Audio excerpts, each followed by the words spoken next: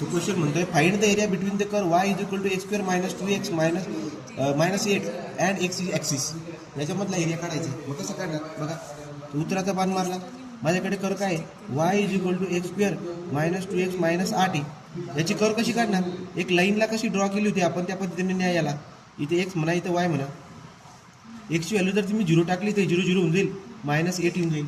ठीक आहे. एक्सची व्हॅल्यू जर समजा आपण 2 टाकली तर 1 टाकू 1. 1 जर टाकली तर 1 minus 2 minus 1 minus 1 minus 8 minus 7. जर आपण 2 टाकली तर बाळांनो 2चा किती झाले 4 आणि 4 मायनस 4 0 परत मायनस 8 येऊन जाईल असं वाटतं मला, हा ना. बघा बरं, हे बघा हे 4 2 टाकले मायनस 8 येईल. तो करून बघू, आपल्याला माहित पण नाही कर कशी येते. तर आपण काय करणार बघा.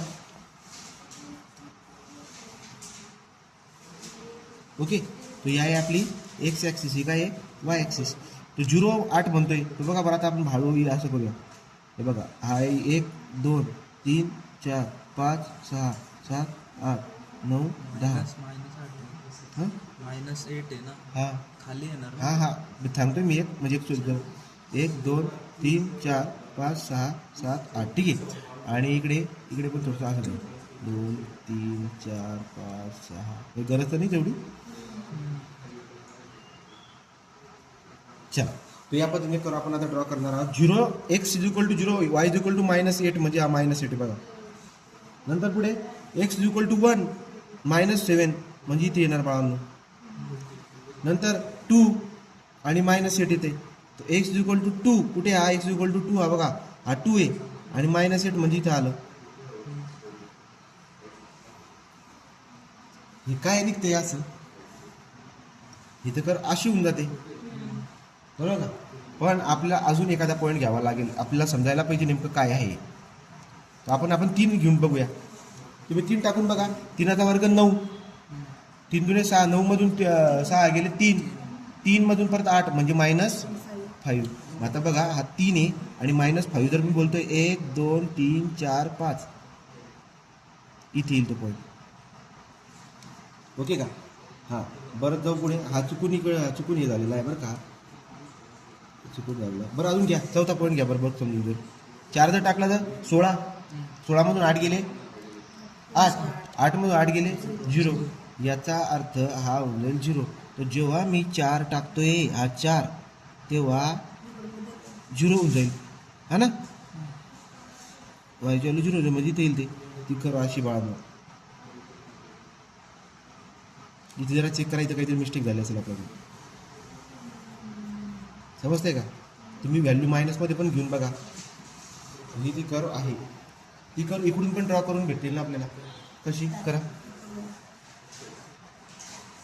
जशी व्हॅल्यू तुम्ही तिकडे घेतली ना तशी व्हॅल्यू इकडे घ्या. -1 टाका, -1 टाका बरं. किती, -1चा स्क्वेअर 1, हां -1 टाकला तर 2 3 3 म्हणजे -5 येईल. ते -5 टाका बरं.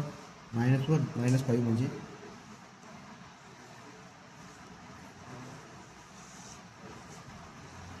-2 टाका.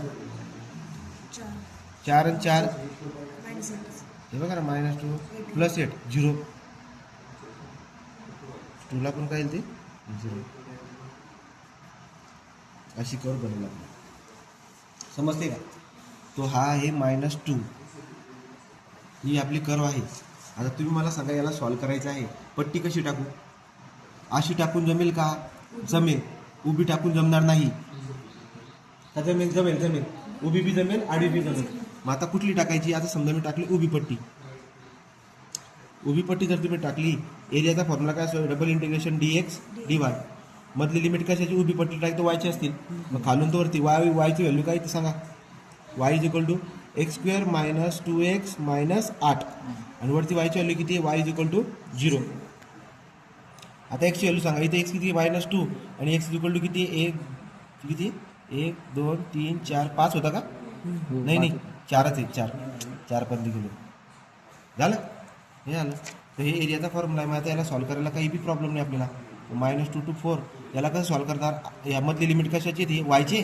तो वायचे आहेत म्हणून x square minus 2x minus 8 हा 0 इथं dy ठेवा, मग बाहेर चालला जाईल dx. त्याला याचं इंटिग्रेशन कसं करतात, -2 to 4 आय डी कट म्हणजे काय उरतोय वाय हा ना फक्त आय डी कट वाय राहील ना बाळा 0 आणि खाली काय x² - 2x - 8 dx upper limit टाकतात 0 ते लोअर लिमिटला काय होतंय हा मग कसं होईल बघा आता गंमत बघा अपर लिमिट जेव्हा टाकणार तर पहिली मायनस साईन येऊन जाईल ती मायनस साईन बाहेरच काढून घ्या आणि टाका बरं 3 x² - 2x - 8 dx याला तुम्ही कॅल्क्युलेटरवर टाकता येईल तो कसं करणार मायनस साईन बाहेर राहू द्या लक्षात घ्यायचं मायनस उत्तर जर येत असेल तर सांगायचं की एरिया कधी मायनस राहत नाही बघा बरं मग आता इंटिग्रेशन अल्फा एक्सा स्क्वेअर -2 अल्फा एक्स -8 ब्रॅकेट टाकून घेऊया वाटल्यास ठीक आहे आता काय येईल इथे काय लिमिट आहे -2 to 4 किती उत्तर आलं याचं -36 मग मला सांगा बाळांनो पहिले मायनस होता याचं उत्तर आलं -36 उत्तर किती आलं 36 किती आलं 36 unit this is your answer